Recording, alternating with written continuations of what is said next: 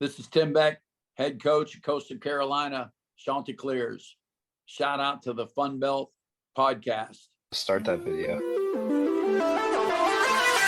This is the Fun Belt Podcast, part of the Believe Network. Hosts to Dusty Thibodeau of Warhawk Report, Jeremy Harper of Powell Razor, and Shane Metlin of the Daily News Record. I think it's potentially a very good week for the Sun Belts. But I'm just kind of going off on a random rant. It's just frustrating. It's. You heard the intro video. I'm Jeremy Harper. He's Shane Metlin. And joining us is Tibbs. Oh, Tibbs is not here today, Shane. He set this up. He was ready to go. And then he said, I can't make it. Shane, does that make you as angry as it makes me? I wouldn't say I'm angry. We are coming out of this ahead, I believe. I think. Yeah, I think I've bailed on this show about 100 more times than the much busier, much more industrious Dusty Thibodeau. Dusty Thibodeau cannot make it tonight, but that doesn't mean we drop off in a lack of quality, Shane. When we hit one of these brick walls, one of these speed bumps in the road, we don't just curl up in a ball. We adapt. And we brought in an expert, a guy who knows his shit, Danny Reed, the voice of the Georgia Southern Eagles. Danny Reed, I want to welcome you as our third co-host of the show. Congratulations, well done. You can put this on LinkedIn. Elevate your career. Well, when I got here in 2015, I was always hoping for a moment like this, so I appreciate that you were able to pull this off for me. It was a lot of strings we had to pull, a lot of sacrifices, a lot of chips we had to cash in, had to talk to Commissioner Gill, but we managed to make it work. And Shane was saying this off camera, off microphone, but this is kind of a busy July 1st for us. Usually we're struggling to come up with something to talk about. Maybe it's like one of those things. What if Sun Belt wide receivers were characters from the Game of Thrones or something just stupid like that, just to fill the airways? But we actually have things to talk about. Some of it's a little dust-up stuff, Shane, like Texas State joining Pac-12. It's official. What do you know about this? What do I know about it? Yeah, anything new? About Texas State? I think it's all out there at this point. A ton of new stuff. They made it official. I'll tell you what's new. It's not new, but it cracks me up. And Danny, I want to know your thoughts on this. But they keep referring to the Pac-12 as a power conference, and it drives me up the wall. I mean, anybody can see this is not a power conference, but they say it with such confidence that it's just nerve-wracking. It drives me completely insane. Danny Reed, join me in my irritation. Number one, good for Texas State because before the last I'll be political and then I'll be actual. Okay. Texas State had the biggest budget in the league until the realignment a few years ago. They were up close to $40 million. They've got great facilities. It's a phenomenal area. Great people are there. Very attractive for a number of reasons for the Pac-12, so good for them. But there's probably going to be at least a group of 6 going forward. And I think there's even been some stuff out that they are not being looked at officially as a power conference. I know Bill Walton from his grave is still saying conference of champions, but that is no longer the case. And I don't think that they would necessarily agree with that, but you can't say that it's the league that it used to be. No, it's the old. Was it the old? Oh my God! Did we just lose Danny? We did. Hopefully, he'll be back. You know what happens if you besmirch the Big 12? They're going to cut your power, Shane. That was a George Costanza move. He made his point and he got out of there. No use hanging around. Okay, let's see if we can add him back. Danny, it's like you besmirched the Big 12 and then you got cut off. That was a mic drop 4 minutes in. Well, I thought maybe you had been assassinated. Like we'd find you in the trunk of a Cadillac somewhere. If it hasn't happened by now. But yeah, okay, sure. There is going to be some money involved in this new Pac-12, and there's going to be, I don't know, maybe some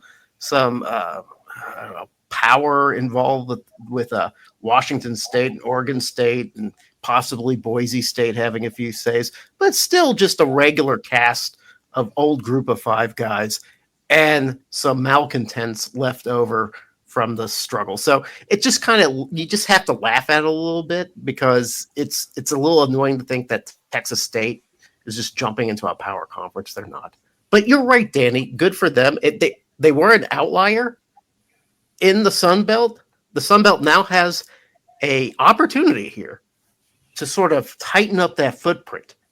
And the big talk about that footprint is adding Louisiana Tech. And Shane, this is driving a lot of people angry. Like, they're really furious about this. Not like, oh, that would be irritating if the Bulldogs joined the Sun Belt, or I would be vexed to find Louisiana Tech in our division. It's like pure hatred. Shane, can you define why this is happening? Well, not to share all of our secrets that we jabber on about before we hit record, but the other thing that came up before we hit the record was we were joking a little bit about the infamous video of Tommy McClellan, and obviously he's not there anymore. A lot of changes at Louisiana Tech, but people are going to remember that for a long time, and I think it sticks with people. And if you don't know what I'm talking about, you can Google or search on YouTube Louisiana Tech AD Sunbelt, and you'll get on Twitter for 16 seconds, and it'll probably pop up somewhere. Yeah. So, if you're not familiar with that, though, the former AD at Louisiana Tech made an ass of himself. Sure. By saying, they would never have any interest in ever joining the Sun Belt because it was an inferior conference to Conference USA. Nobody would ever go from Conference USA to the Sun Belt. And, less than 2 years later, you've got Marshall and ODU and Southern Miss doing everything they can to get out of the Conference USA as fast as they can and into the Sun Belt. And now it looks like Louisiana Tech would also really love to make that jump. And whether or not that happens or not, we'll see. It's like the monkey paw kind of curled, and everything went to hell for Louisiana Tech and Conference USA at that point.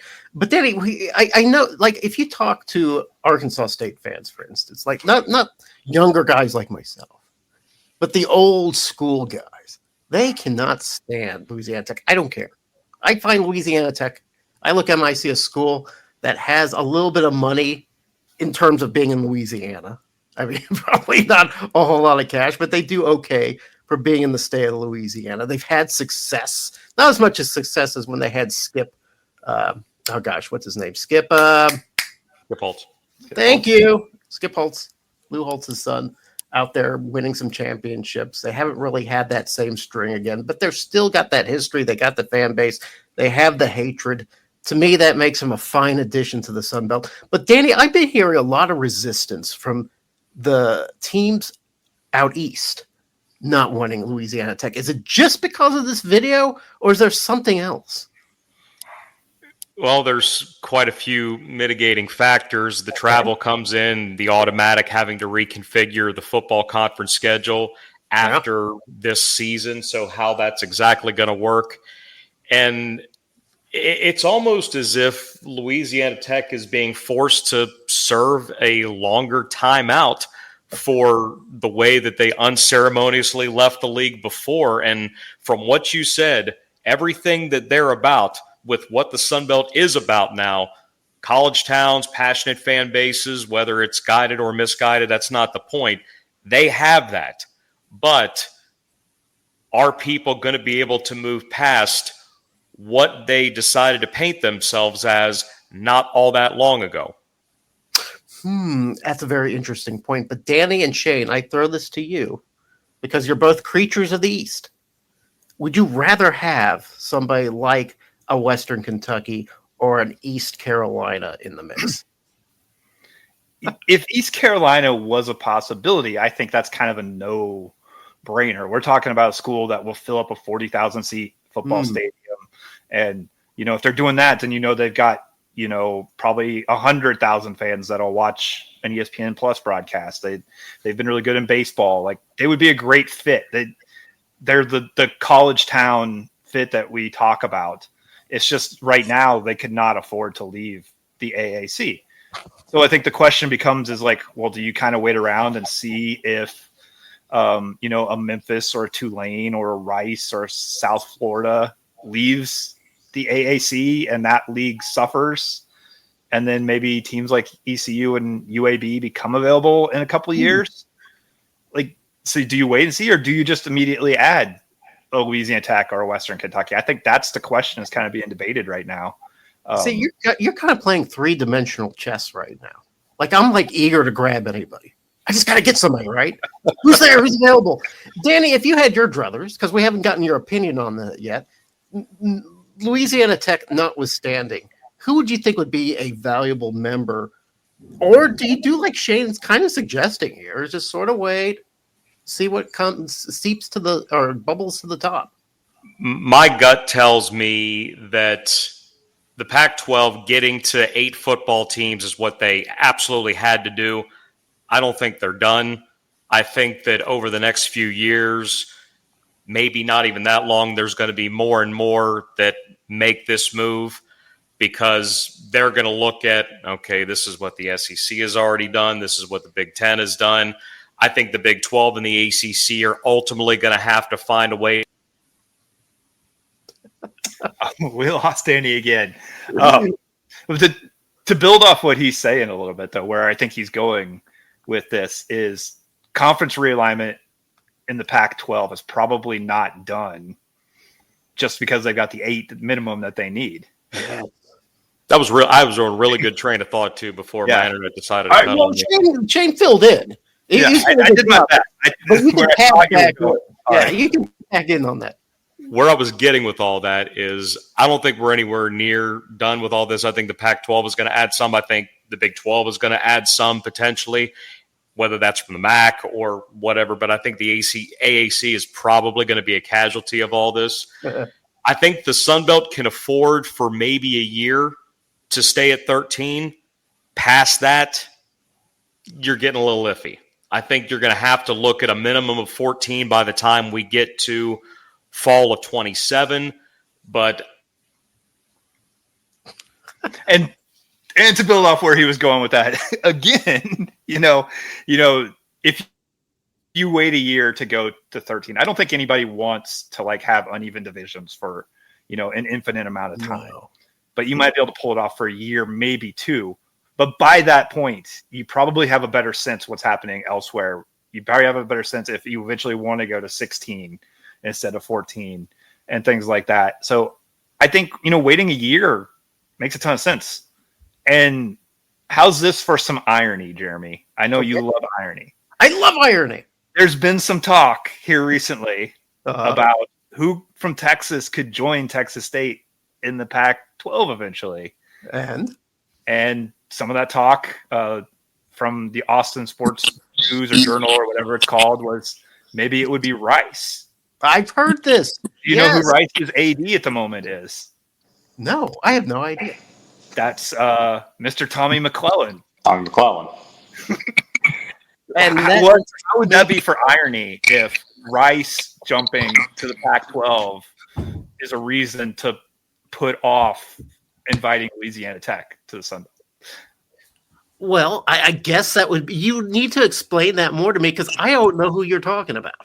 He's the guy from the video. He's the one that's in the video, yes. That is the man in question of the roughly 60-second video screaming the praises of Conference USA. Yeah. Oh my God. I didn't even make that connection. You know why? Because I had my wife come in here to get my computer charger. I was about to pull a Danny Reed and completely evaporate from the scene. But now I'm back. Okay, so what is this? Now, Shane, I've heard this rumor about Rice. And yes, that would be indeed rich if Rice ended up doing that. But I've also heard the Cajuns in that mix. Is that anything any of you guys have heard? I think I've heard a little bit of that. I don't know. I mean, I think probably when it comes to realignment, almost anything's on the table at this point. I mean, the rumor the other day too was, eventually UVA and North Carolina leaving the ACC. Then you got chaos. Then you're probably looking at like, well, does that version of the ACC become this version of the Pac-12? Like, and not really power conference? Like, Who knows what's going to happen here in the next few years? This is exhausting, Shane. I don't know if I can take more seasons of this. And it is July the 1st. Yeah, I don't know if I can take another day of this. I'm looking forward to the seasons. But all right, let's talk a little bit about the upcoming football season. Let's talk about the stuff that provides us some comfort, that provides us a little, something familiar that we can put our hands on. I got the old Phil Steele magazine. It came in. It arrived to Little Rock, Arkansas. I picked it up. There was a glaring error. The Arkansas State version, which I voiced my displeasure on the X, the Twitter. They wrote me back, told me to chill out. They were nice about it. But other than that, that's what I look through it. I get some information out of it. It's a lot of changes. A lot of guys moving around, a lot of different people. Danny Reed, Georgia Southern. Let's talk a little bit about Georgia Southern before we talk about anybody else. You're like the first guy we're talking to in terms of other teams this year. You get rid of, was it Lunsfield? Who was before Clay Helton? It was, Chad Lunsford was let go after 4 games in 2021. Kevin Whitley was the interim for the rest of the year, and then Clay was hired with 4 games left in that 21 season. Clay comes aboard. Everybody's like, whoa, Clay Helton. Just a big name. They drop Georgia. They comes into Statesboro. I think there was some, how did they even afford this? They figure it out. It's just money. Anybody can find some money, right? How's Clay Helton going to how is he going to survive in this world where Georgia Southern's known for this wild triple option like offense? They don't want to get rid of it. That's their identity. Helton's like, no, we're going to do some air raid type offense. We're going to open it up. I don't know if there's going to be a riot in Statesboro. I don't know if it's going to be a sigh of relief. I don't know how it's going to work, but somehow it does, man. You get in guys like Van Treese. You get in guys like Davis Brin. You get in guys like J.C. French. You got Jalen Wright carrying the rock. And really, there seems to be a resurgence where there seemed to be a fall off after Willie Fritz left. But then suddenly you've got a lot of optimism in Statesboro. Is that optimism carrying over for this season, Danny Reed? At least going into the year, you have to be a little bit optimistic because since Clay got here, Georgia Southern has lost fewer players to the portal than by far any other team in the league. Now, there's 2 sides to that. One, you're being able to actually develop guys instead of just getting a bunch of rentals. But at the same time, just because you're getting the same guys back doesn't mean you're going to be better just because they have more experience. So it's that tug of war a little bit. But if the Eagles simply on the strength of what they have coming back, it's more beneficial now because of the way the schedule starts with those 2 games in California and the teams are going to be staying out in Fresno / Oxnard / Los Angeles for the Fresno State, then the USC game. Then you come back to Paulson for 2 straight home with the defending Conference USA champion in Jacksonville State and a program in Maine in the FCS, which has historically been very good. They've slipped a little bit the last couple of years since they had a coaching change. And then you get to go to James Madison to start conference play. So that's not exactly an enviable way to begin year 4, where it's probably going into the season Georgia Southern and JMU fighting out the preseason favorite in the East. Is it going to happen that way? Ultimately, I have no idea. But just with what is back, I would think that the Eagles and the Dukes are the 2 teams to beat in the East. Eagles being hardened in the crucible of a tough opening part of the schedule. So going back to USC, this must be something for Clay Helton. Does he care? Does he secretly care about this, Danny? Is he just sort of passing it off as another game? Look, in the 9 days that we're going to be out there, and I am part of the travel party that is staying on the West Coast for the entire thing, I would imagine that that's going to come up more than enough with what we have planned content-wise.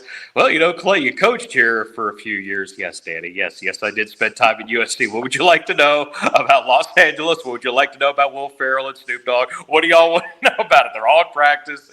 It's one thing there, but for this program to have a chance to play at the Coliseum, that's a bucket list deal. Hopefully some fans will get in early. I don't know if there's going to be a whole lot of people that can take advantage of everything, but you're on the West Coast for that amount of time. Go see the Rose Bowl if you can. San Francisco's not terribly far north of Fresno. After that game on a Sunday, Labor Day is Monday, so there should be some time to at least go see some things. I don't think we're going to be terribly far from Yosemite. And Georgia Southern football has never played a game in the state of California. They've been to Washington, they've been to Idaho, they've been to Montana. They've never played in California. Now they get to do it in the first 2 games of the season. So at least Clay Helton, at the very least, will know where to go get something to eat. So you guys will have a guide. I'm going to have to ask him about his stance on In-N-Out Burger because for me it's still the best, but I have never asked him specifically about In-N-Out Burger. Okay. I've been to In-N-Out Burger. Shane, have you been to this In-N-Out Burger? I have. It's been a while, but I have. It's okay. I prefer Whataburger. Yes, I'm a little disappointed with In-N-Out Burger, and maybe because it was just the experience I had. I think I was in California. I was in San Diego, and you get a really small hamburger. I'm a Southerner. I want a huge piece of meat, and I want it greasy and gross. And this is a really polite hamburger they hand you, and you're just like, "What is this, Europe? Give me." I've never heard a burger called polite before. It is too polite on the colon. It needs to punish you when you eat it, and that is just not. I really do need a meatier burger than the In-N-Out Burger, but you might have a different experience. Looking at the offense, looking at the defense, J.C. French, we know what to expect from him. The guy can throw. He can make things happen. Who's going to be his primary weapon this year? All right, number one, this is the first time since 2020 that Georgia Southern is returning a starting quarterback. So that's in and of itself quite a storyline. It had been a different guy for 5 consecutive years with the end of the Shyworks tenure and up through switching over to Coach Helton the last 3 years. And with JC, if he cuts down on the turnovers, there's all conference potential because he can run, he can throw. He got a really good handle of the offense with what he learned from Davis Brin playing behind him in 2023. They had packages for him, but he played, I think, 48 snaps that year. And then to be the guy, first time he had started a game in really 4 years. And there were times where he looked like he was the best player on the field. So if there's improvement, he's in the best shape he's ever been in. So if there's natural improvement, then I think this offense takes another step forward. On the outside, getting a Dalen Cobb back, getting a Marcus Sanders back, and then when you incorporate a Camden Brown transferring in from Auburn, a Brian Green transferring in from Florida, they really like the tight end transfer River Helms from Western Kentucky, who played for Clay's brother Tyson up in Bowling Green. The weapons that are back are experienced. I think Dalen Cobb has a chance to have another breakout year. But the weapons that you're getting in, they finally have some size, especially on the outside, because the last few years with this offense, you're having to play Derwin Burgess, who was generally listed at 5'10", 180 on the outside. He's more of a slot-type receiver, but was tough enough to play on the outside. Now with Camden Brown, the SEC size at 6'4", 220, somebody that is just going to command attention. And I think that he is going to be the jump ball king for Georgia Southern this year in red zone opportunities because you take Jalen White away. He was a gimme to get the ball inside the 5 running it, but I think Camden Brown is going to be pretty valuable in the red zone. Yeah, you described that offense. It sounds scary, to other teams in the Sun Belt. Are there any concerns on either side of the ball for Georgia Southern going into this team? Obviously, the expectations are pretty high. Yeah. And in Statesboro, they're never not going to be high. And look, the offseason was interesting because Clay Helton got a contract extension, rightfully so. The team went 8-5 last year, was within a crazy rally of representing the East in the conference championship game, and with Louisiana losing every quarterback imaginable.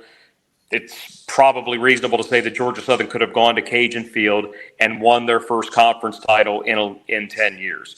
But it didn't happen that way. They lost their bowl game. In one vein, a fan will say Clay Helton's only 20-19 in 3 years, so why are you rewarding just being status quo? But in the group of five, with everything being unstable, Clay Helton has brought stability and he's brought progress, and that has to be rewarded. And that's exactly what the administration decided to do, and keep him around for a few more years, which I think was the right move. So there is a rumor floating around, Danny, that you have not yet submerged yourself in beautiful Eagle Creek. Is this true? This would be true. Now, do you risk certain political consequences for abstaining from this tradition? Oh, I'll leave that to the mind's thoughts. Whether you want to say it's actual or figurative, I'll leave that to whatever who listens to this and who watches this thinks the consequences might be. But they have the baptism ceremony every year for the seniors and everybody that's new to the program. That's something that I've had a chance to see 10 times now ever since I got here. It's a really cool deal, the way they honor a tradition that, in a way, Irk Russell started when he rejuvenated the program. Jeff Monken was big in getting that going when he was here for his 4 years. But as Coach Helton has said time and time again, honor tradition, fight like hell for innovation. That's awesome. Well, you know, where maybe the school might have some qualms with you not jumping into the creek, but I'm sure your insurance carrier appreciates you avoiding it at all costs. Shane, did you jump into Eagle Creek? Oh, we lost Shane. We're losing everybody. Is it me? Am I the one that's killing this show? Danny, I am getting a ton of feedback from you. Is that you? Is that me? What is happening? Okay, what happened? I muted my mic. I switched to cell phone because for whatever reason, my internet here wasn't cooperating. But to answer your question about if I should be accosted by anybody at an admin about not dipping my body into Eagle Creek, I'm going to guess that with the House settlement now that we've got some more important things to worry about than whether or not I take a dip. Absolutely. There seems to be bigger fish to fry than whether or not Danny Reed ends up in beautiful Eagle Creek or not. Shane, speaking of that new ruling that's come down, I think today is the day, right? When payments are now going from NIL collectives straight from the schools. Am I correct on that? Yeah, I think from what I've heard, maybe like 9:00 this morning. Well, I guess it'll be yesterday morning by the time people see this. But yeah, there was some money hitting accounts at that point. I don't know how much and where and all that, especially when it comes to the Sun Belt. But the new era was officially upon us. Yeah, and I don't know what it changes really. It's just the money is now coming from a different place, right? Yeah, and I mean, it's streamlined, I guess, to a degree. It's coming straight from the school. I think in theory, at least, it's a little less shady at times than maybe when it's straight NIL from collectives and things like that. Those are still going to exist, I think, especially at the Power 4 level. And I had to make sure I did say Power 5 just to continue our conversation there. But yeah, I mean, it's a little more, hopefully, I think is what everybody's hoping comes out of this, is that it's just a little more organized. It's a little more streamlined. The schools are handling it, and there's going to be less of like, well, some collective decided they're going after some quarterback and the coach doesn't even know about it and things like that happening. So we'll see how it works out, but that's the idea anyway. So before we leave off we get away from football, we're going to talk a little bit about basketball before wrapping up the show. Danny, I want to know, are you going to be at Sunbelt Media Days? Well, a year ago, I was unable to be because of the issue that happened with, I can't remember if it was just a Delta issue but it knocked out a ton of flights the week of, so I ended up having to do everything remotely. But the plan is to be there for both days. I've never been there for both days before, so we'll get a chance to catch up with everybody, be there Monday and Tuesday. And I would imagine we have more things to talk about now than maybe we did a couple of weeks ago. And who knows, maybe in the next few weeks there's even more that's coming out, and we won't have to struggle for how we're going to get through 48 hours worth of Sunbelt football. Yeah, I think first it's going to be fun hanging out with Texas State guys. So that won't be awkward at all. But Danny, you got to have some beers with us. You know, Jay Walker will be here from Louisiana. He has about 1 billion stories. He tells them all the time, but in a different way. So it seems brand new. Everybody's chatting out of shape and drinking beer. And I think you might fit right in. You might not be fat enough or out of shape enough to be in with the group, but we'll let that slide for this next time. I think what we need to do is find a way to get Jay Walker, John Cox, and Steve Cotton all at the same table and just let them go. Drop it some Ted Alexander, because Ted's a really funny guy. Ted's an awesome dude. Dave Cohen's been at Georgia State for more than 4 decades. So if you can find a way to get us all at the same table, because we're not all usually in the same place, and that's what makes media day fun, and that's what makes the basketball tournament fun. Baseball just decides, you know what, we're only taking 10, so 4 of you aren't going to get a chance to be here for this. But at least with football media day and basketball, there's a high chance that you're going to get a chance to see somebody. Yeah, get some beers in us. Just put some of us on mute like me, and just let everybody start talking, and you learn something new. It's going to be great. Shane, I wish you would just find a way to come, and you could be a part of that. I know. I say I'm going to all the time, and eventually I will. I do want to say we probably don't even have time to get into this today, but okay, at some point we ought to do a show that is just about this infamous radio guy group text that I hear about from time. You know about this too? I've heard about it. I don't know all the details. That's what I want to find out. It's sort of an urban legend, like Bigfoot and Swamp Thing, right? This Well, see, now we don't know what we're going to do, because we're going to have to kick our Texas State friends out in about a year with Brant Freeman, Bill Colleen, and Clint Shields. They're going to have to be kicked to the curb. And if Georgia Southern and everybody else can welcome somebody in to make it 14, maybe it's 16, maybe we keep it at 13 for a little while, but the dynamic of the group is going to change sometime in the next year or so. So that's going to be a little bit tough, because we like the Texas State boys. They're great dudes. You like the Texas State guys, but man, what if you have to welcome in the Louisiana Tech guys? Man, that's just going to be awkward. Everybody, I'm sure by now he's him, right? seen the video. He knows what's up, and he'll have more than enough to say about it. All right, let's wrap the show up with. Well, we wrap it up with promos, plugs, and parting shots. So, Danny, I need you to think of a promo, a plug, or a parting shot. But as you're thinking of that, we have a little bit of basketball news. The MAC Challenge is coming back, next Sunbelt Challenge. They brought out the list. I've seen the list. I kind of forget about the list. I know that Georgia Southern isn't on the list. I guess it's their turn not to be in the list.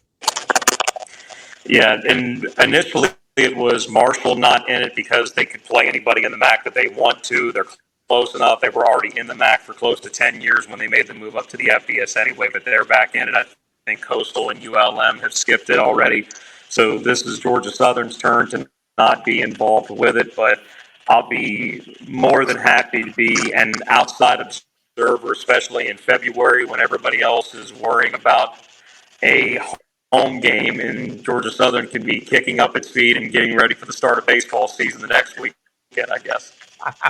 Nice. Shane, has the Matt Sunbelt Challenge lived up to what it's supposed to do, or has it faltered somehow?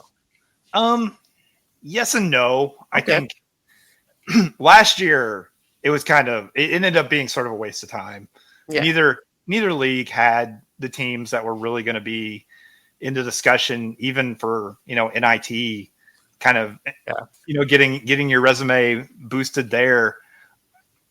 I do think it's possible that sometimes it can play out well. And let's look at on the women's side of things too. Women's side, it was helpful last year. JMU was right on the cusp of getting that second berth in women's basketball, and they got a good game. They got a quality win in February in the MAC Challenge. That's what it's designed to do. It hasn't done it so much on the men's side. Maybe the year before when App State and JMU were both pretty good and got some good games in, but it didn't really give them too much of a boost. Neither one of them was getting in the tournament without winning the conference tournament. So I still think it's tough to schedule at this level. So just having 2 games taken care of adds some value, but I do understand why you mentioned Brian Hodgson last year when in February came around. It was kind of like, why are we doing this? And yeah, if it's not working out that you don't have any, top 50-ish net teams, it doesn't really seem worth it. Yeah, you're just taking your team up to some northern school for very little reward for it. Danny, are you guys still tired of the next challenge anyway? I like the fact that we open the season with knowing who your opponent is, not having to play your non-Division One. I mean, everybody's going to play at least one, but I don't like starting the season that way. I don't like having, you beat Northern District A&M State Tech 106-18. I don't know what that's telling you, besides fattening up some stats and maybe setting a couple of records. But outside of being in the top of either league, I don't know much benefit. It felt like what Bracket Busters was becoming towards the end of that, where everybody had to be a part of it. But some of the matchups that you were getting out of it, one, I don't think people really cared, and 2, I don't think you were getting a ton out of it, at least what it was designed to. But if you're at the top one of those leagues, and I know the Sun Belt's working back kind of getting it large eventually. They haven't had it in a decade, and I know that's the big crusade in terms of basketball is to get multiple teams into the NCAA tournament. But if it ends up expanding, then that's going to end up being easier. We should have some idea on that, I would think, relatively soon.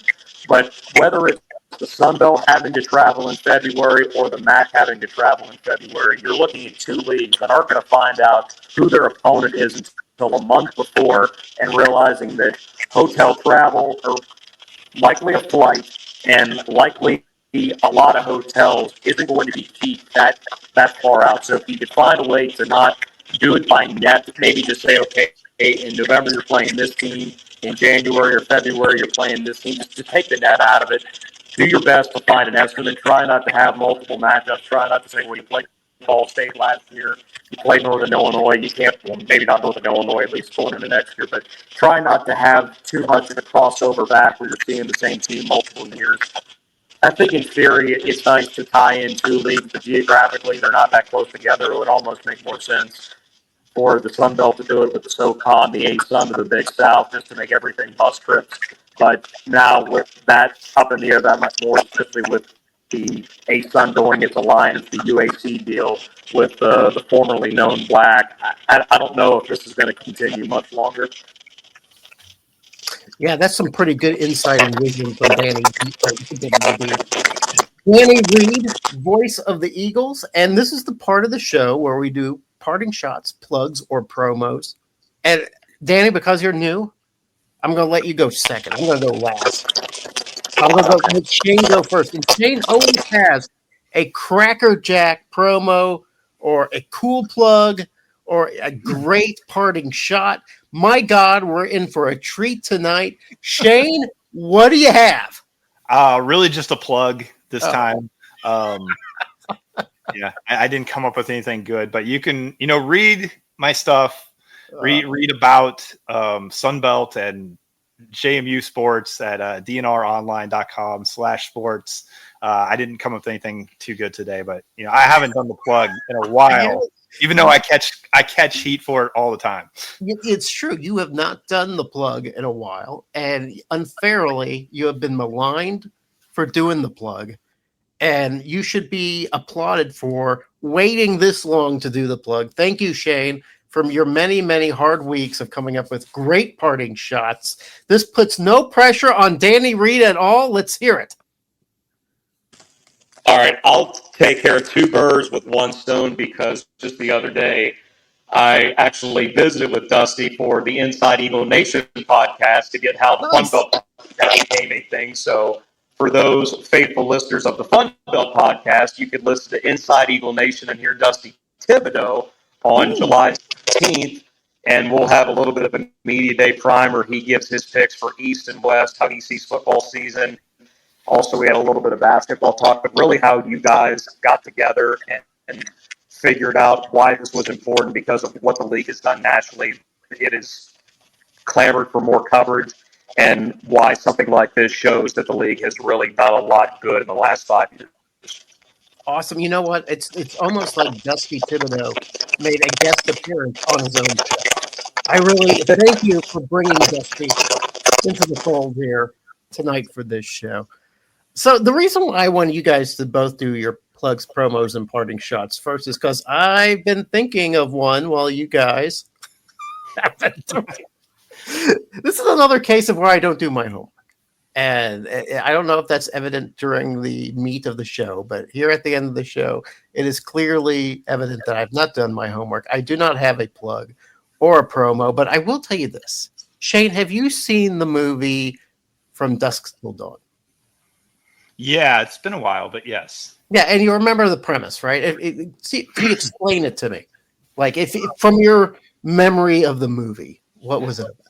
It had something to do with vampires. Yeah, okay. Go on. Can you elaborate a little bit? Not really. Okay. Let me elaborate it for you. It's the tale of these two brothers, these sort of gangsters, right? They've committed a crime, and they're trying to get across into the border to safety, and they meet up. They're going to meet their contact at this sort of honky-tonk called the Titty Twister, right?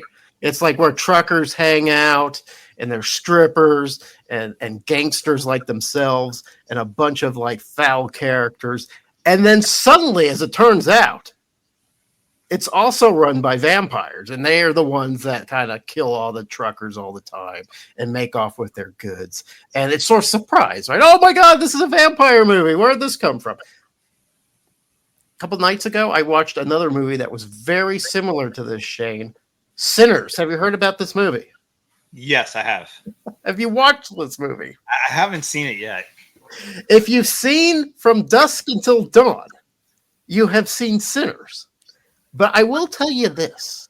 The music that is played in Sinners is like 10 times better. I mean, it is just some slap-ass music. I mean, you will be tapping your foot and the entire time you're watching this movie. That is the plot original.